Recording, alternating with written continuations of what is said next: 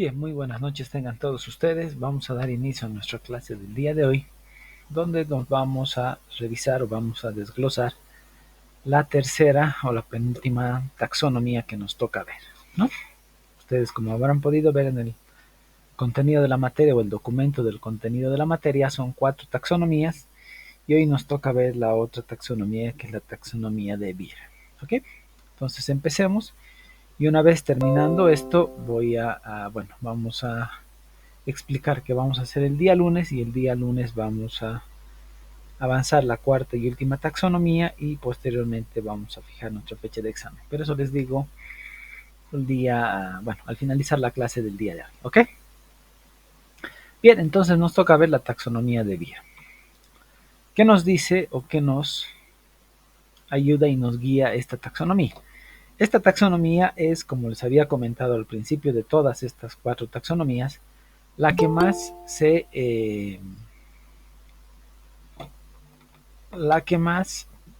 acopla, la que más ¿qué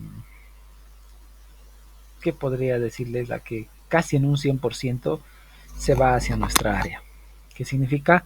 Que podemos analizar, ver, trabajar y sobre todo vamos a poder implementar, y se implementan varios ejemplos de los que vamos a ver acá y les voy a mostrar en nuestra vida cotidiana, y bueno, en otras empresas ya van a conocer, pero en nuestra vida cotidiana ya se va implementando. ¿Ok? Entonces, ¿qué nos decía? BIR define un sistema viable, que es la primera parte de lo que necesitamos, como aquel que es capaz de adaptarse al medio en cambio. ¿Qué significa? Para nosotros son los tipos de mantenimiento. Ustedes, como ya están en cuarto semestre, ya han pasado por su primer taller, que es el taller de programación, que se ve en tercer semestre, y ya conocen los tipos de mantenimiento. ¿Qué me refiero con los tipos? No es que solamente hay uno, sino son varios tipos de mantenimiento. El primer mantenimiento se llama el mantenimiento correctivo. Se lo realiza cuando la aplicación o el sistema tiene algún tipo de falla. Por eso se llama correctivo. Entonces, en alguna parte del sistema está fallando algo y se procede a la corrección, ¿no? Luego está el otro tipo de mantenimiento, que es el mantenimiento preventivo. ¿Qué es el mantenimiento preventivo? El mantenimiento preventivo para nosotros es que en situaciones, o en realidad la forma en la que se realiza, un sistema entra en producción, se llama servidores de producción, cuando ya está funcionando y liberado para todas las personas que puedan utilizar ese sistema, y se tiene servidores de prueba. Cuando se tienen servidores de prueba, pese a todo el aseguramiento de calidad, todas las pruebas que se han realizado, siempre se escapa algo al personal de calidad o de testing. Entonces, con el tiempo se sigue haciendo pruebas y se identifica que en ciertos casos, o para ciertos casos, ciertos datos o cierta combinación de información, se presenta error. Entonces, como se ve eso en un servidor de prueba o en un ambiente de prueba, se hace la corrección necesaria y se actualiza.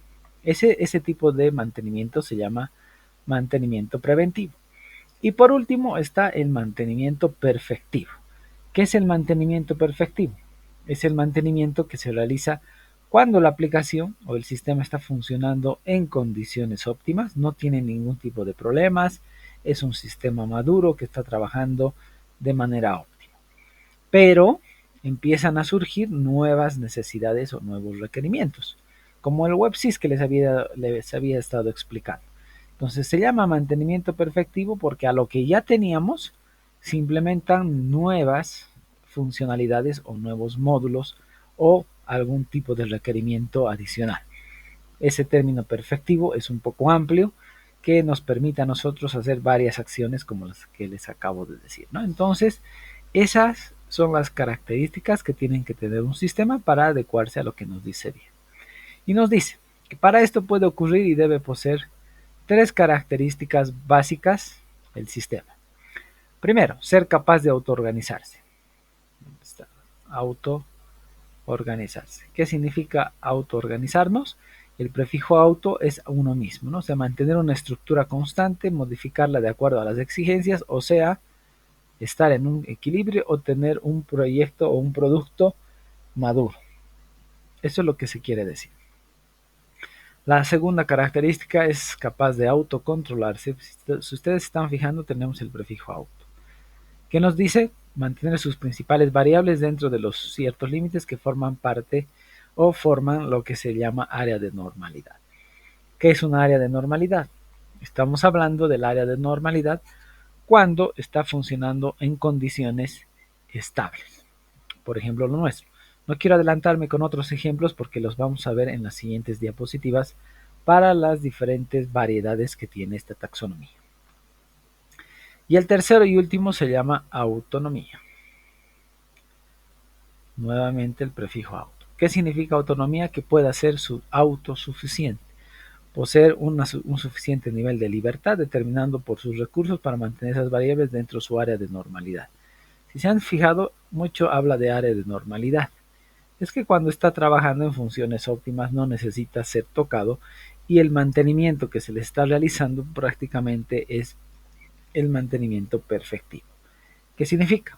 Que no está teniendo problemas, está funcionando de acuerdo a lo que se ha pedido, está funcionando de acuerdo a los niveles estándares e información requerida y no necesita modificarse nada. Es más, necesita mejorarse en algunas cosas. ¿Qué significa? Puede ser reportes, puede ser los reportes de pantalla, reportes, por lo general se tienen dos tipos de reportes básicos en cualquier sistema que ustedes van a trabajar, que son los reportes en PDF y los reportes en Excel. Pero también hay otro tipo de reportes que son los dashboard, que son los reportes ejecutivos, se les llama eso, porque son, como su nombre dice, dashboard, ¿no? Son pizarras donde se tiene información procesada e interpretada en gráficos. ¿Para qué sirve eso? Para que a un primer golpe de vista, y se llaman reportes ejecutivos, el nivel ejecutivo de una empresa pueda ver el comportamiento diario. Esos dashboards son reportes diarios y a veces 2 veces por día, al inicio de la jornada y al final de la jornada, que nos ayuden o que ayuden a los ejecutivos a tomar decisiones para ver cómo se está encaminando. Pero son reportes en pantalla gráficos, o sea, no son números ni tablas, son directamente gráficos que te muestran el comportamiento de día antes de la empresa, en tiempo real también hay en la empresa, y el comportamiento de las últimas 24 horas o de acuerdo a cómo se programe.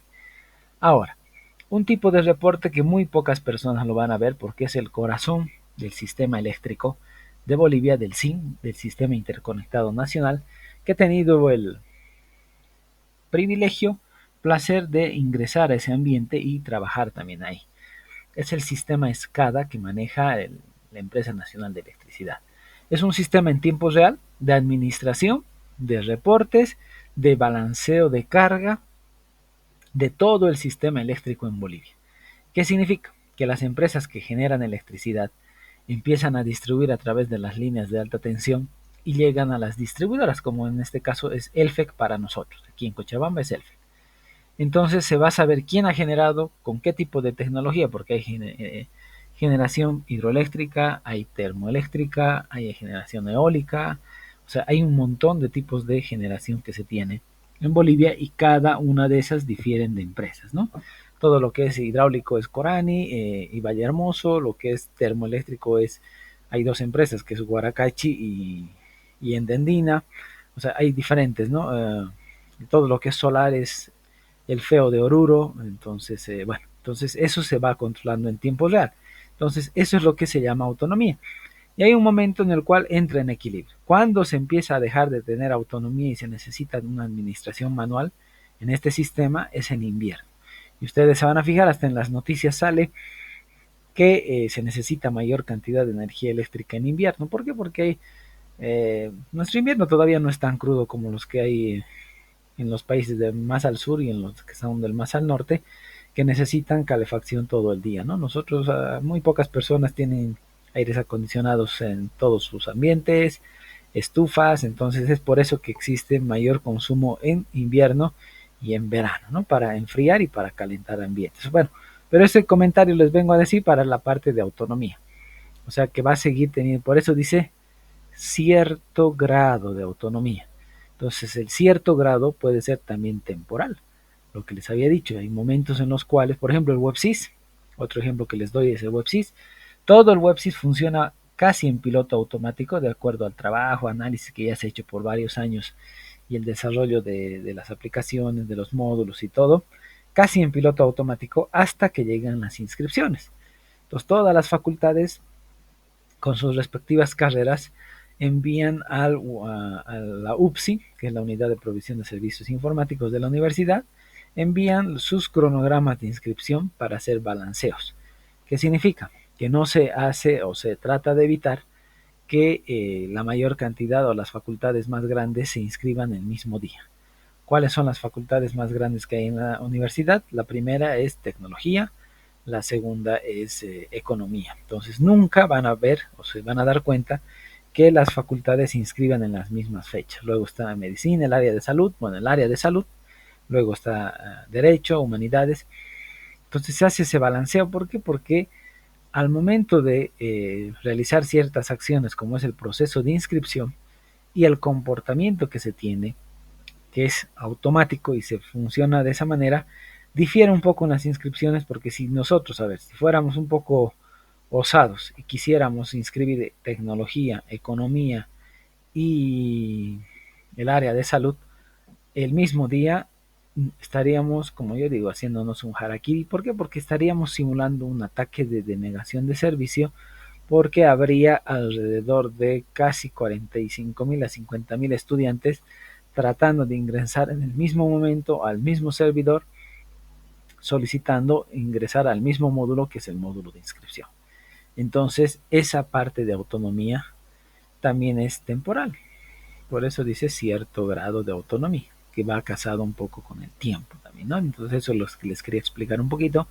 ¿Por qué? Porque hay ciertos comportamientos. Si bien nosotros, la UPSI, las facultades saben que no es un ataque a los servidores del WebSys, pero el comportamiento que se tiene, el tipo de acciones que toman los estudiantes, en este caso para inscribirse, simularían o emularían el comportamiento de un ataque. Entonces los firewalls y los sistemas de protección de los servidores se dispararían y se activaría y se bloquearía absolutamente para todos, ¿no? Es por eso que si se van a fijar o curiosean un poquito, son un poco curiosos, bueno, yo soy bastante curioso, entran a las páginas web de las facultades de que les acabo de mencionar y se van a dar cuenta y pueden comparar que no se solapan o no se inscriben el mismo día.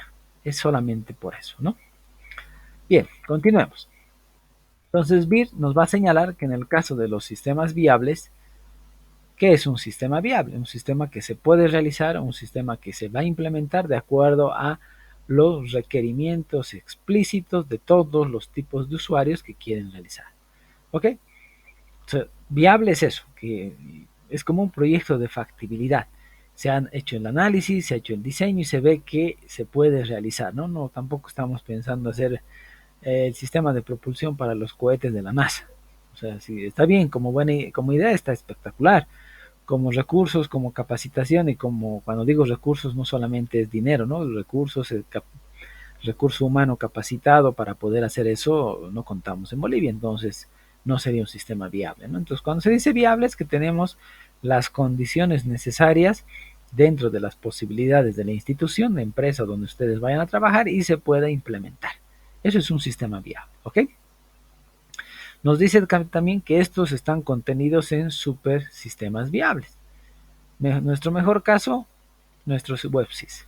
Ya les he explicado la génesis del WebSys, cómo ha funcionado, perdón, cómo ha sido creado, cómo funciona, cómo han sido creados los módulos como plugins. Yo lo veo como un plugin, los módulos que han ido implementando, los niveles de seguridad.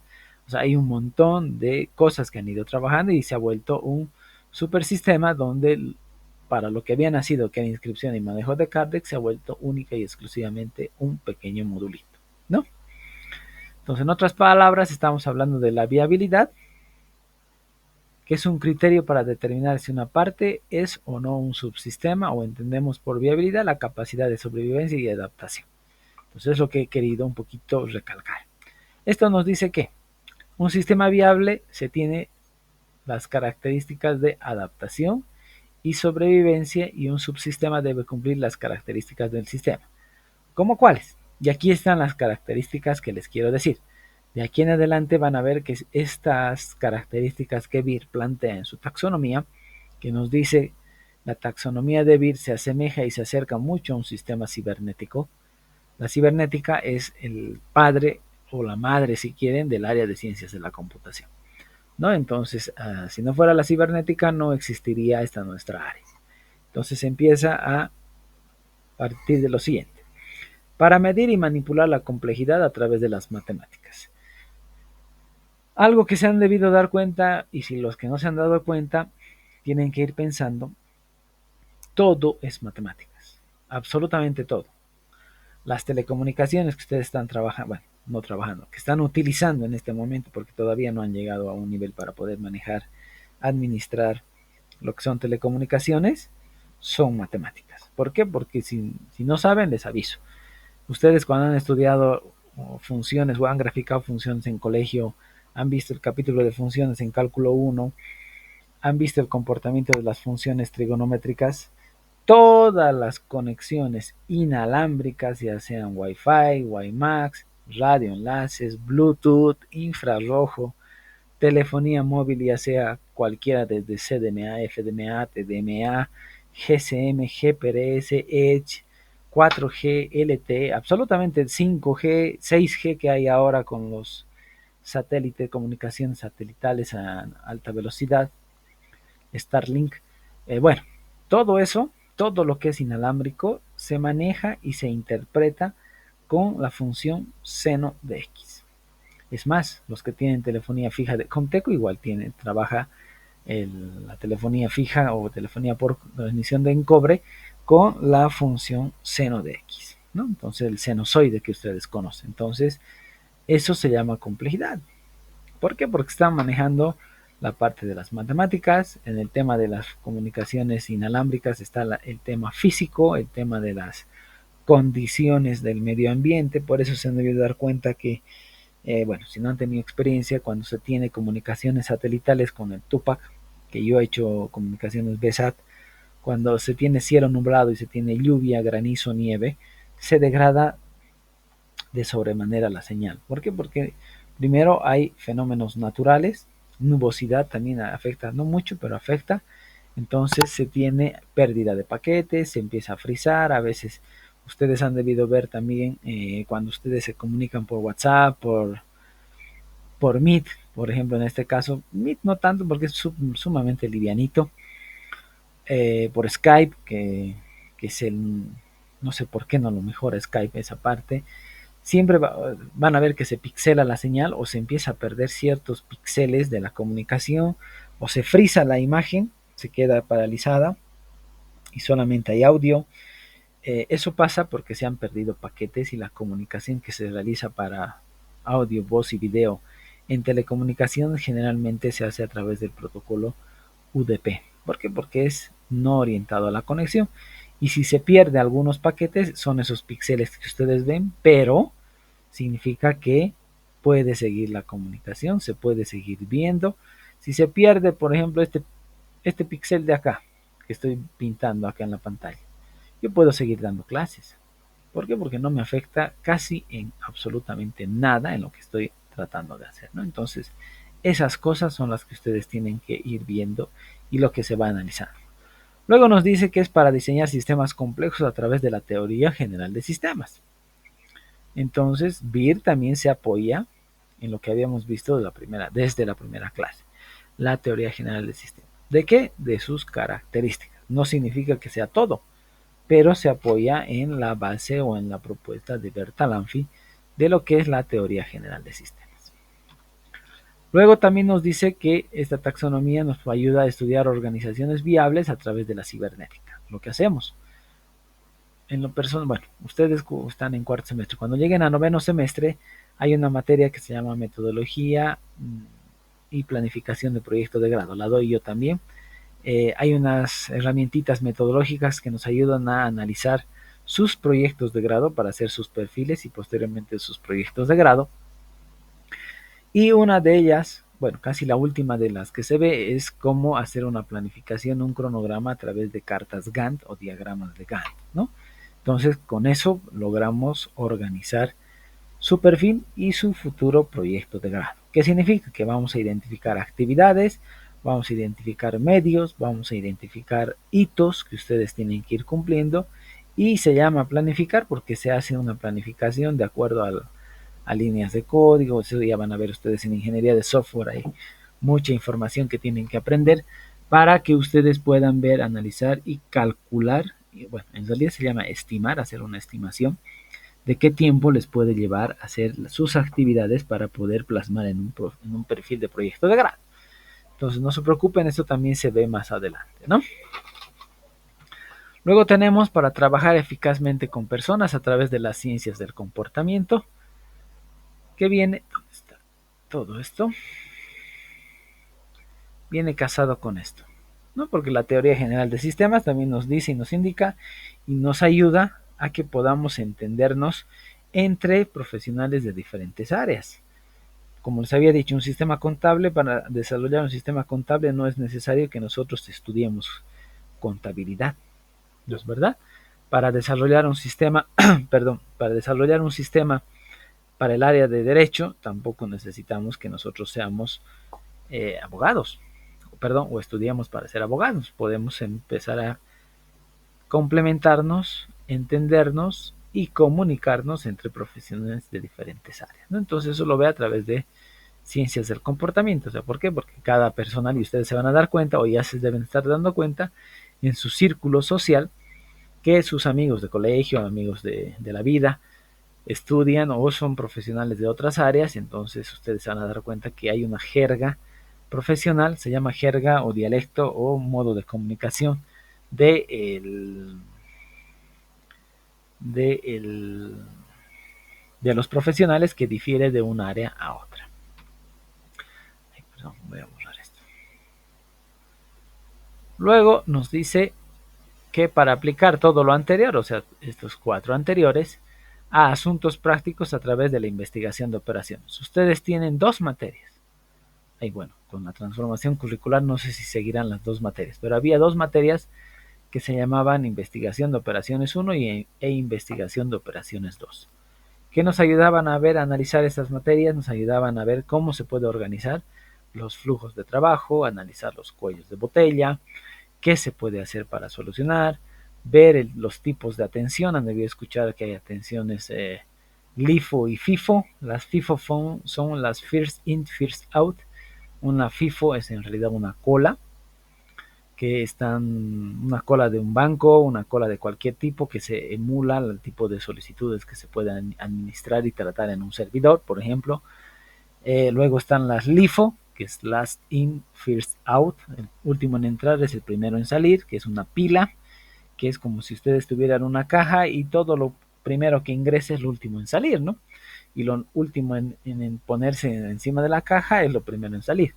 Entonces se llama pila, ¿no? Entonces son estructuras que ustedes van a ir conociendo y que la investigación de operaciones, que es un área del, bueno, les adelanto, es un área de la ingeniería industrial, nos ayuda a analizar, ver el comportamiento y asumir algún tipo de acciones en ciertas condiciones que se nos da.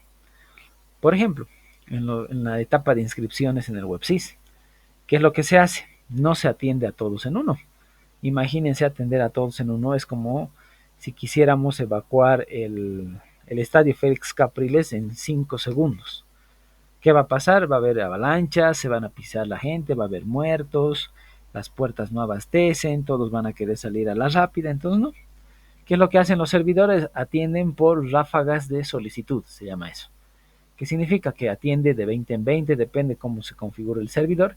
Entonces atiende 20, las atiende de la manera más rápida y a lo que se va liberando. No es que atienda 20 y después no atiende más, o espera que se atiendan las 20. Se llaman ráfagas porque atienden 20. Si el primero se libera, entonces empieza a atender uno más, otro extra, pero siempre van a tener esa cantidad de clientes concurrentes, llamémosle así, en atención.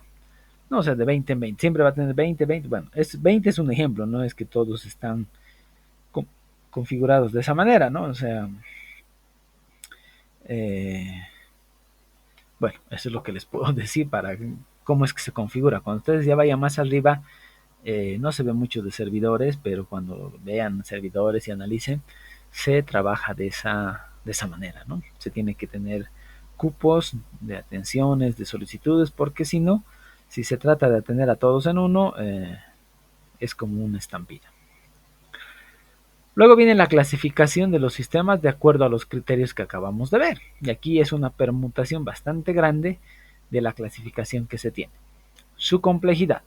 Vuelvo a recalcar un poquito. Cuando se dice complejidad no es sinónimo de difícil complejidad, sino que complejidad se llama a la mayor cantidad de situaciones que se pueden tener, se pueden correr, se pueden observar o se pueden implementar para dar solución, ¿no? Por ejemplo, hay los complejos simples. Nos dice son complejos simples pero dinámicos, son los menos complejos, los sistemas básicos. ¿Qué es un sistema básico? Por ejemplo, un sistema de inventarios. ¿Por qué es un sistema de inventarios un sistema simple y menos complejo? Porque prácticamente estamos en presencia de un sistema que tiene un mismo comportamiento. Un inventario de repuestos de auto tiene mucho que ver con un inventario de una tienda o de un supermercado. ¿Por qué? Porque a medida que se van consumiendo, bueno, en el supermercado se va levantando, comprando y los repuestos de auto, por ejemplo, de un taller, también se va repitiendo ese comportamiento, pero aquí hay un pero importante. El pero importante es que de acuerdo a la necesidad que se tiene en los repuestos de los vehículos se va utilizando, ¿no? Pero el inventario es el mismo. Se tiene un stock, se tiene un punto de reorden que cuando se llega a un punto, a una cantidad de repuestos de, bueno, yo le quiero llamar de ítems, para hacerlo general, se hacen las órdenes de compra, las órdenes de servicio. Entonces, esos son los sistemas complejos simples, pero menos complejos, ¿no? Luego vienen los complejos descriptivos. No son simples, son altamente elaborados y profusamente interrelacionados. ¿Qué significa? Esto se puede asemejar, hoy les puedo dar el ejemplo, a una base de datos relacional o una base de datos distribuida.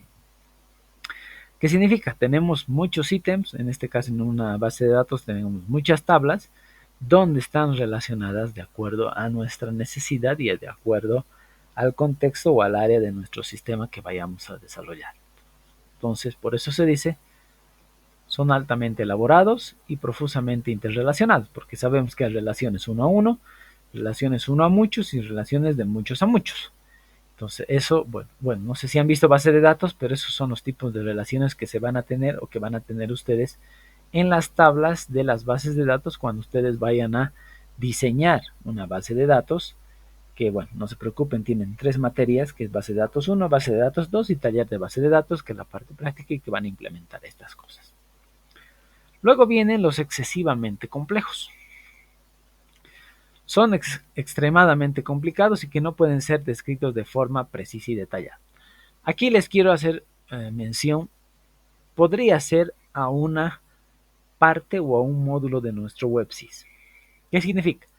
Que si se hace, por ejemplo, hago mención, que si se hace mención a la parte de traspaso de carreras, convalidaciones, son acciones repetitivas que, bueno, se puede hacer de manera sencilla y estática. ¿Por qué digo extremadamente complejos y que dice que no pueden ser descritos? No pueden ser descritos de forma precisa y detallada si es que no nos metemos a hacer un análisis detallado y puntual. Por ejemplo, si a nosotros nos preguntan ¿qué es el WebSys? Y nosotros directamente levantamos una idea y nos decimos, es un sistema de inscripción y de administración de Cardex de la Universidad Mayor de San Simón. No hay nada más falso que eso. Y les explico. Si fuera solamente un sistema de inscripción, sería como un sistema de colegio. Vienen los estudiantes, se los registra y se les asigna a un curso. En este caso específico, la universidad es completamente diferente. ¿Por qué? Porque un caso, bueno, cada estudiante es un caso particular. Por ejemplo, ustedes que ya están bueno, deberían estar en cuarto semestre todas sus materias. No les quiero juzgar porque también yo en algún momento no he avanzado en bloques, sino tenía algunas materias de otros semestres de más abajo, otras de semestres más arriba. Entonces, cada estudiante es un mundo diferente y son sistemas de seguimiento y de toma de materias diferentes. Pero también tienen sus características principales o sus características propias cada carrera. Bueno, en realidad, primero vámonos por lo más grande, cada facultad. Por ejemplo, la facultad de tecnología no se puede equiparar a las carreras del área de salud y mucho menos a las carreras del área de ciencias políticas. Primero, ¿por qué? Porque todas las carreras de tecnología son semestralizadas, mientras que las de derecho y las de el área de salud son anualizadas. Entonces ya ahí hay un tema diferente. ¿Por qué? Porque allá se toman por años y nosotros se toma por semestres.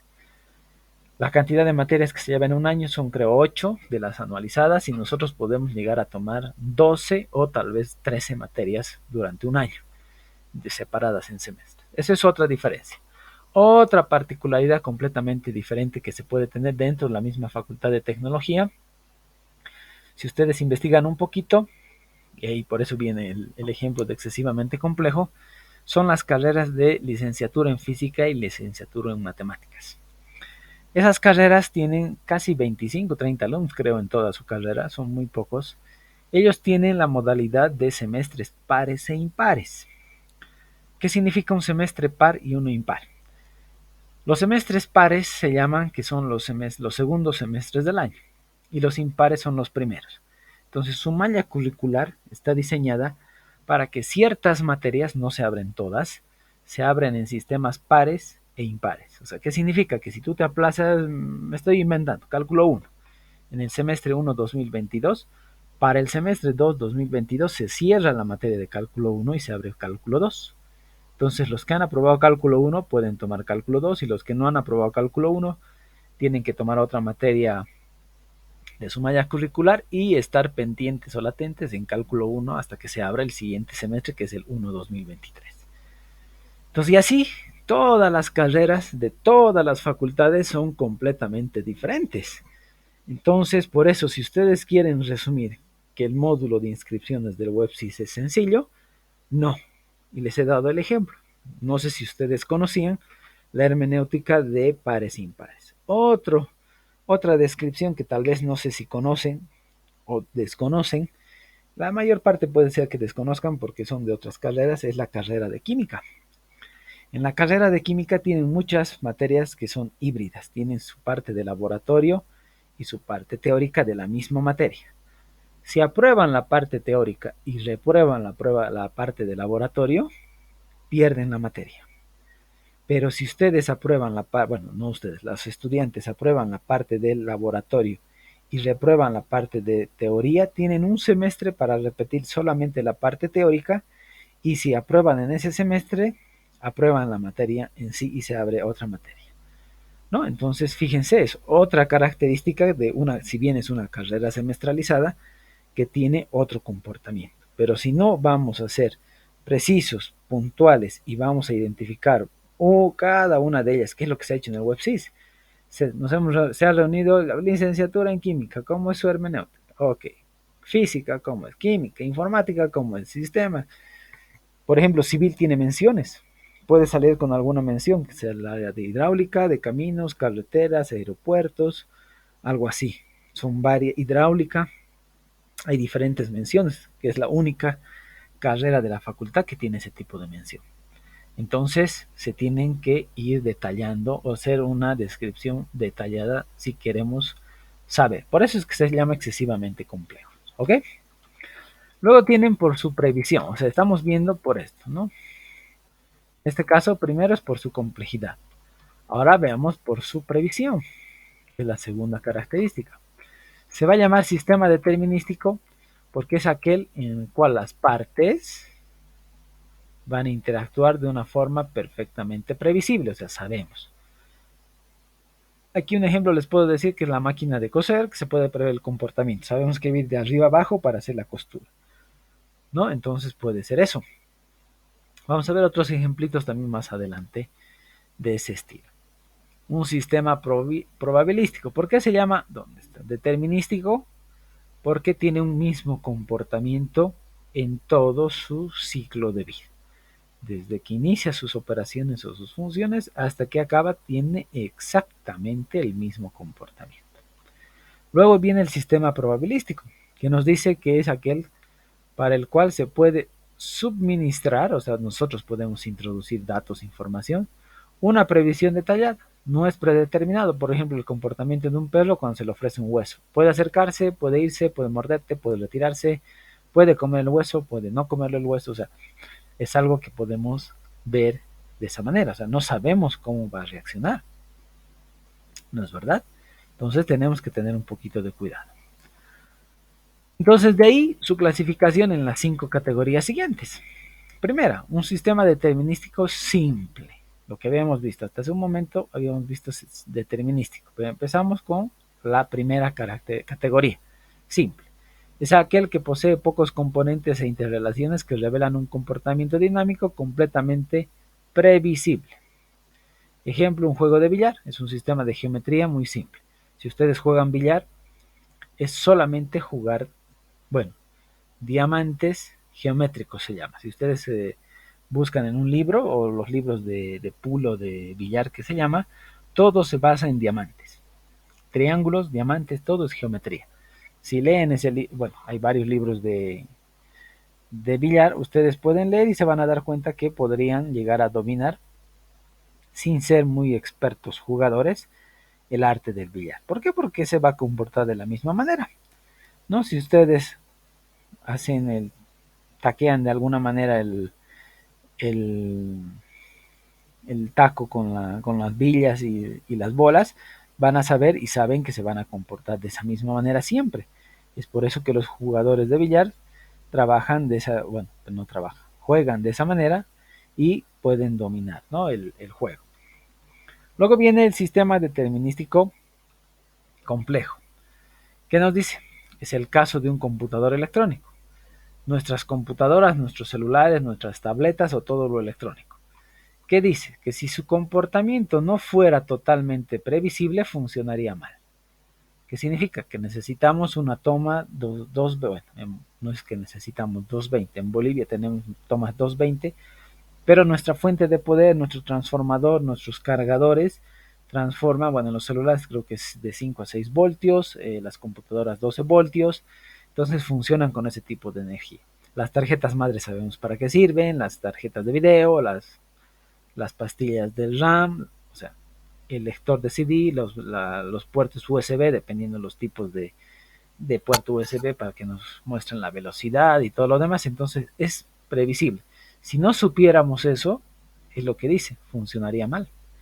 Y cuando funciona mal, ¿qué hacemos? Primero vemos la fuente de poder. Bueno, si no prende, ¿no? La fuente de poder, lo primero que se revise es el primer filtro, porque si hubiera una subida muy fuerte de tensión o bajada de tensión, la parte que se tiene que cambiar o algún repuesto está en la fuente de poder. ¿Por qué? Porque es el primer sistema de protección. O sea, se quemaría, el capacitor revienta, cosa de que la energía ya no vuelva a pasar por la tarjeta madre y lo queme todo el equipo, ¿no? Entonces, se tiene por eso un comportamiento, un auto, por ejemplo, igual si le pones agua al tanque de gasolina mezclando con agua con gasolina, no va a funcionar. Bueno, va a prender y se va a mover 1 o 2 metros más y después ya no. ¿No? Entonces son todos los comportamientos, yo le llamo 100% previsibles, ¿no? Que se puede prever cómo es que va a funcionar. Si no funciona como debería, es que está en malas condiciones o está funcionando mal. Luego viene el tercero, que es el sistema probabilístico simple, que es un sistema, como dice su nombre, simplecito, pero imprevisible. La parte probabilística nos da la parte de que es imprevisible. ¿Qué significa? Que no podemos saber el comportamiento. Por ejemplo, como jugar con una moneda. Si bien sabemos que lanzar una moneda tenemos el 50% de la probabilidad de saber en qué va a caer, si va a caer en cara o en cruz. O sea, tenemos esa, esa certeza probabilística, o sea, tenemos solamente el 50%. Pero ¿por qué es imprevisible? Porque si nosotros vemos, no es que se puede saber si lanzo 10 veces, va a ser mitad-mitad. Depende mucho de la fuerza, de las condiciones del viento, cómo lanzamos la altura, o sea, hay un montón de cosas que generan la probabilidad de cambiar o la probabilidad de ser imprevisible, ¿no? Entonces es eso, es el mejor ejemplo que les puedo dar. Luego viene el sistema probabilístico complejo, que es el cuarto. Nos dice que es un sistema probabilístico que, aunque complejo, puede ser descriptivo, o sea, podemos saber o identificar más o menos. Por ejemplo, el volumen de agua que pasa por un río, la cantidad de agua que hay en las represas. Ustedes han debido escuchar casualmente hoy día al mediodía cuando estaba almorzando, escuché que había alrededor de 40 trillones de metros cúbicos de agua en la represa de Misicuni. Y siempre dicen los ingenieros civiles, bueno, porque es esa área, dicen aproximadamente. ¿Qué significa que digan aproximadamente? Porque de esos 40 trillones que están calculando, primero, no saben cuánta agua está siendo absorbida por las superficies donde está el agua. Segundo, no son superficies geométricas como una piscina cuadrada o cúbica, que significa que son paredes irregulares.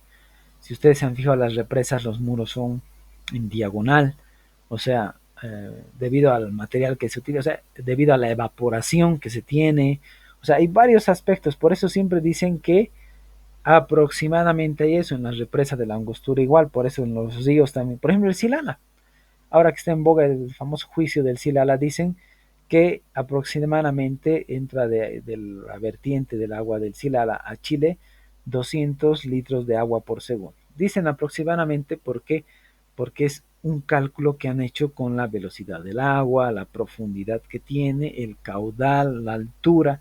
O sea, hay tantas variables que no se puede saber a ciencia cierta cuánta agua exactamente hay, pero se llama probable porque se puede estimar más o menos un 10-15% de error. ¿Por qué se dice más o menos un error? O más o menos una estimación. Siempre van a escuchar eso. Se dice más o menos porque puede ser más 10% de lo que se dice o menos 10%. O sea, siempre se tiene una franja de seguridad. A diferencia de lo que ustedes cuando van a la cancha, van al mercado, compran un kilo de carne. Tiene que ser 1000 gramos. Compran una libra de habas. Son 450 gramos de habas. Entonces, eso no es probabilístico. ¿Por qué? Porque se tiene un peso y se tiene una balanza que nos da exactamente lo que pedimos, ¿no? Entonces, por eso pongo el ejemplo del volumen de un agua, cantidad de agua, o sea, que es la forma que he podido ver para que ustedes puedan entender. Otra cosa que es todos los sistemas probabilísticos, ¿no? Los sistemas de elecciones, por ejemplo, en las elecciones generales, en las elecciones nacionales, siempre llaman las empresas encuestadoras resultados a boca de urna. ¿Por qué se llama boca de urna? Porque no encuestan o no hacen la entrevista a todos los votantes, sino agarran de un colegio X, de una zona. Si tienen 10.000 personas votando en una escuela, agarran y toman una muestra de 100 personas. Después se van, bueno, en la zona norte 100 personas, en la zona central 100 personas y en la zona sur otras 100 personas. Entonces, con eso tienen una probabilidad con errores grandes, ¿no? Más o menos 25, más o menos 35%, pero ya ven un poquito el comportamiento que está teniendo de las elecciones de los votos, que es algo sumamente complejo y probabilístico. ¿Por qué? Porque cuando ustedes entran y han de bien entrar a alguna votación, ustedes tienen una cartilla grande, varios candidatos. Arriba son unos y abajo son completamente diferentes. Y a veces se vota en línea, a veces se vota cruzado, a veces se vota en blanco, a veces se vota solamente por una fila, por ejemplo, puede ser para presidente y para diputados no, o viceversa. O sea, hay tantas combinaciones y tantas diferencias porque por zonas también hay diputados. O sea, hay tantas cosas que no se puede calcular y tampoco se puede ver, pero sí se puede estimar. Por eso viene el tema o el concepto de probabilístico. Y por último está un sistema probabilístico excesivamente complejo. Entonces, ¿qué puede ser? Es un sistema tan complicado que no puede ser totalmente descrito. En el caso, es un cerebro humano. Hasta el día de hoy no sabemos cómo es el comportamiento a ciencia cierta del cerebro. Hasta hace algunos años, les doy un ejemplo, decían que las neuronas son las únicas células del cuerpo humano que no se regenera. Hasta que hace pocos años se han habido estudios que demuestran que ciertas partes del cerebro que manejan ciertas partes del funcionamiento de nuestro cuerpo sí se regeneran. Otro ejemplo es la economía nacional. Si bien se puede ver, y eso me parece algo, bueno, mejor no diré lo que pienso, algo muy subjetivo, se puede ver variables macroeconómicas y variables microeconómicas.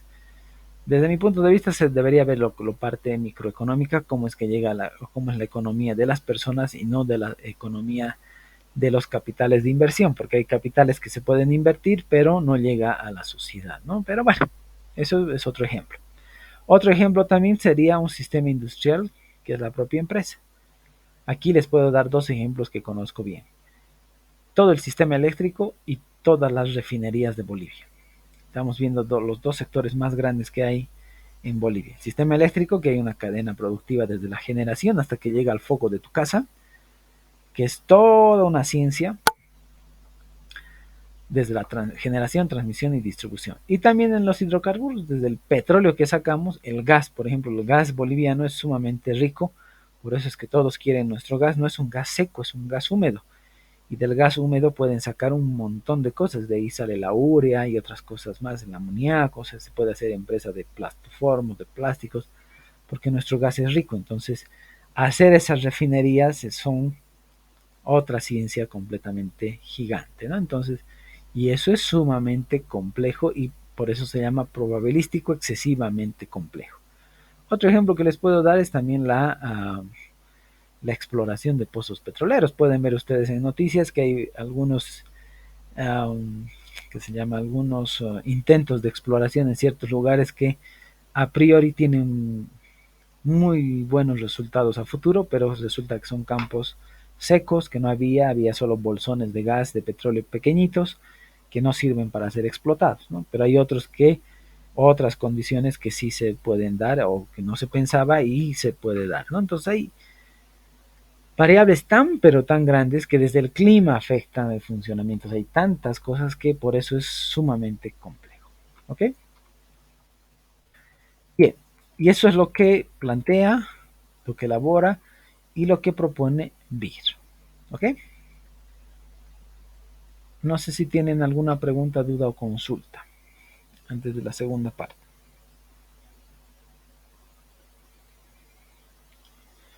Bien, entonces con esto hemos terminado nuestra tercera